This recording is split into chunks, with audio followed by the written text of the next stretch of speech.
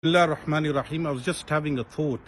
Every time we've had a brown home secretary or anyone of color like Rishi Sunak, he was Prime Minister, Priti Patel,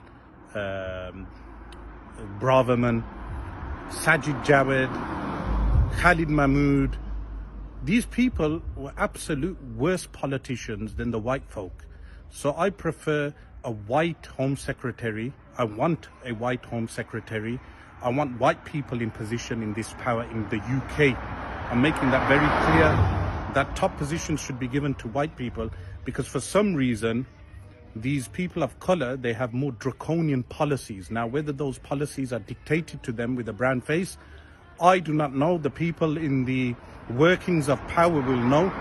But please place more white faces and not these Asians, especially the Pakistani and Indian background, because they do make more draconian laws.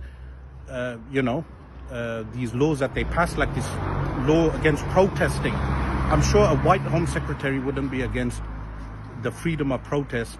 There were more freedoms when white people were in charge. So that's my message. Wassalamu alaikum.